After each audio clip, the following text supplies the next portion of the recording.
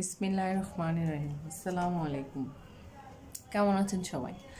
আজকে আমি চলে এসেছি গ্রামার্সের কয়েকটা রুলস নিয়ে, যেগুলো আমরা সবাই জেনে থাকি বাট কনফিউজড হয়ে থাকি বেশিরভাগ সময়।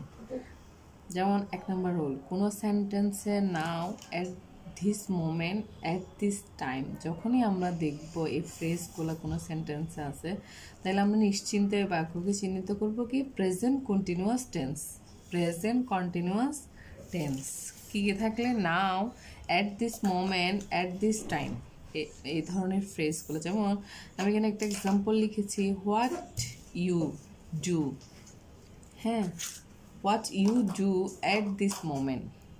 তাহলে আমরা এখানে ভার্বটা কীভাবে পরিবর্তন করবো, এটা কিসের উপর নির্ভর করবে? At this moment. এটা দেখে বুঝে নিতে হবে এটা কি হবে, কন্টিনিউয়াস, প্রেজেন্ট কন্টিনিউয়াস টেন্সে বা পরিবর্তন করতে হবে। তাহলে প্রেজেন্ট কন্টিনিউয়াস টেন্সের স্ট্রাকচার তো আমরা জানি, am is are plus verb plus ING.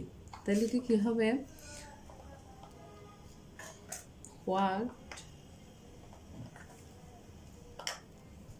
What are, হ্যাঁ ইউর সাথে কি হয় আর, হোয়াট আর ইউ। আরটা আগে চলে আসছে কেন? কারণ এটা হচ্ছে কি প্রশ্নবোধক চিহ্ন, মানে এটা ইন্টারোগেটিভ সেন্টেন্স, ওই কারণে হোয়াট আর ইউ। আর ডু এর সাথে কি হবে আইএনজি, তারপর হচ্ছে অ্যাট দিস মোমেন্ট। এর স্ট্রাকচারটা প্রেজেন্ট কন্টিনিউয়াস টেন্সের স্ট্রাকচার অনুযায়ী পরিবর্তন হয়েছে। রুল 2, কোনো সেন্টেন্সে would you mind with a view to look forward to, can't help ইত্যাদি থাকে, তাহলে তারপরে মূল ভার্বের সাথে আইএনজি যোগ করতে হবে। তাহলে কোনো সেন্টেন্সে যদি আমরা would you mind with a view to look forward to, can't help ইত্যাদি থাকলে, তাহলে মূল ভার্ব যেটা থাকে ওটার পর আমরা কি করব, আইএনজি যোগ করে দিব। হ্যাঁ, যেমন would you mind dash me a cup of tea. এখানে যে স্ট্রাকচারটা আমি লিখেছি উড ইউ মাইন্ড, তাহলে এরপরে ভার্বটা কি আছে গিভ, তাহলে গিভের সাথে কি হবে আইএনজি যোগ হবে। কি হবে, would you mind giving a cup of tea, giving me a cup of টি।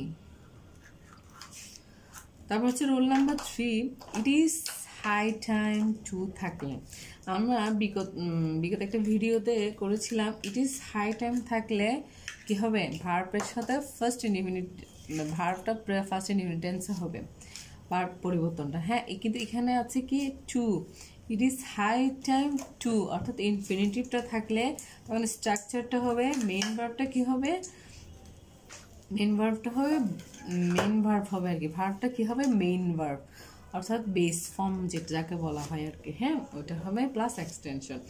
যেমন একটা এক্সাম্পল লিখেছি, it is high time to change our food habit. তাহলে এটা চেঞ্জটা কি হবে, ইট ইজ হাই টাইম